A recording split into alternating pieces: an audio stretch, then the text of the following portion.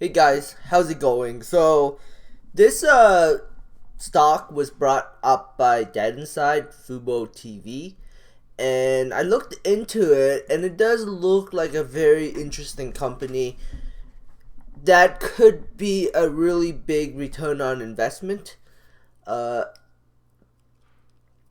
so let's just currently look at the chart. From a charting perspective, it looks like a falling knife, but in my opinion, it should at least bounce here very soon. Disclosure, I don't have any shares in this company, but I do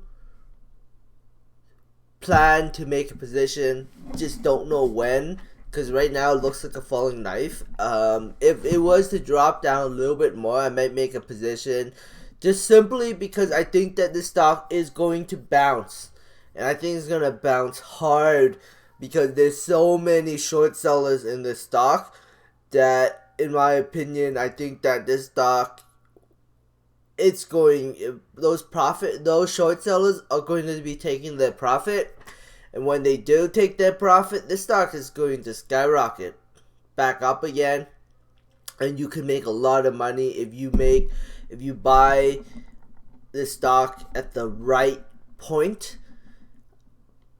But I don't know where the right time to buy this stock is. But the lower it goes, the more attractive it looks to me. Wow, $29.34. I might make a small position into this stock if it drops back down to 20. If it breaks below 28.70, I might buy a little bit, but I don't know. We'll see what happens. That's just so from a charting perspective, it just looks like there's a really solid support around $26-25. But again, it could also drop back down to like $12, $8, $9. This is right here is the best time to buy the stock. I don't know if it'll drop back down that low, but again, if it did, I would load the boat on this stock. I would literally load the boat on this stock if it was to drop back down to like $8 or $9, $10. I would load the boat on this stock. I think this is a very attractive company. The one thing that really stands out for me right now for this company is its current market cap of $1.99 billion. I think that is a really low market cap. I mean, it is kind of expensive, but I also think it's a low market cap. Now, just looking at the website, you can sign up, live sports and TV without cable, watch on your phones and other devices, start your free trial, no hidden costs, cancel anytime, only $15.99 a month. I believe that these channels are based in the US, and I can't really buy one in Canada because I don't think these services are made for Canada. These are on Android, Amazon Fire TV, Roku, Samsung Smart TV, and Chromecast, and Apple phones. So it has access to a lot of people, and on top of that, they are getting into the gambling space similar to DraftKings with an acquisition. So that is very attractive, but simply because DraftKings is so overvalued. But there's a lot, like right now, the one thing that scares me the most about this stock is there's a lot of big money short sellers shorting the stock, and retail investors versus rich people. I wonder who's gonna win. I think rich people are gonna win. So we'll see what happens. I think there's gonna be a lot of day traders on this. It's gonna be a very bumpy ride, but my opinion, I think the price is heading lower. But who knows? maybe I'm wrong, and maybe this is a really, really good buying opportunity, and the stock is gonna bounce hard from here. We'll see what happens. Definitely, the stock is under my radar, and maybe I'll start a small position, and I'll build it over time. But I don't know. We'll see. I definitely will make an updated video if I did buy into the stock. Right now, I have no position in it, but thinking about it. So we'll see. This is the investor relations. There's no presentation right now, which, you know, like if we look at the thing, there's no latest presentation, no item found, no upcoming events. The one thing that I do like about this company, it has 316,000 paid subscribers in 2019. Over 300 million hours of streaming in 2019, 144 monthly hours streaming per user in December 2019, and $147 million of revenue in 2019. This company has a lot of room to grow because it only has 316,000 subscribers. I think this could easily reach 1 million. There's a lot of sports people out there, but is there a lot of sports people willing to pay $50.99 a month to be watching sports stuff? Maybe. We are in a pandemic and people are bored, but there is no sports event going on right now. Why? Because it's COVID. Nobody's going to be like doing sports in COVID.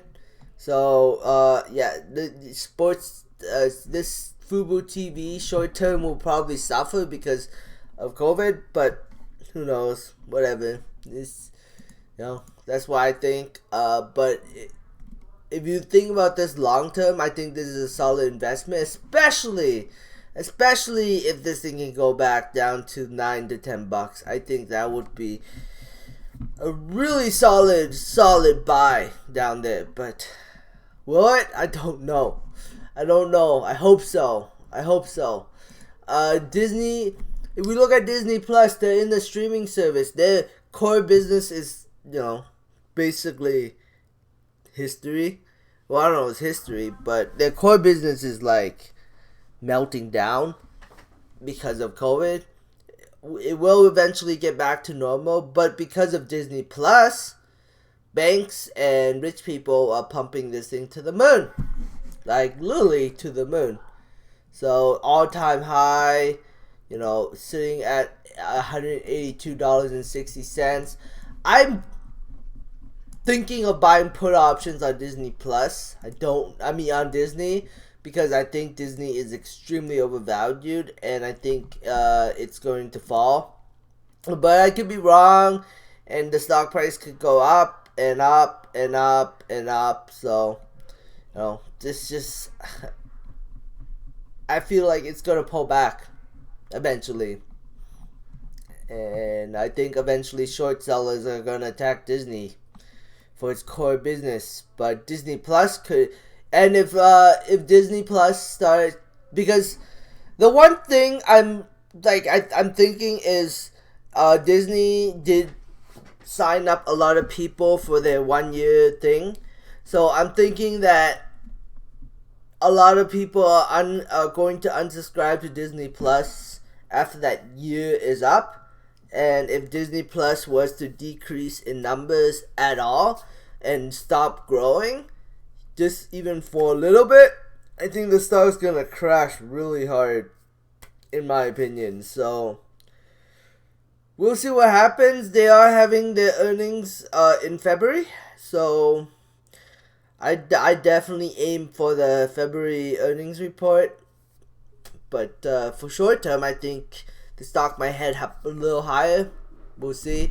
DraftKings. Now, DraftKings is an interesting one. They're like, if you go look on their YouTube, like, you know, they don't even have that many subscribers, to be honest. Like, DraftKings. only 120,000 subscribers, and some of these are investors. Views 118, the 53. I guess the dream stream December 30th was 7.9k, 3.6k. FUBO TV already has 316,000 subscribers, paid subscribers. DraftKings doesn't even have paid subscribers. They have 120,000 free subscribers on YouTube. And the app barely has any downloads, but the stock is valued at, hold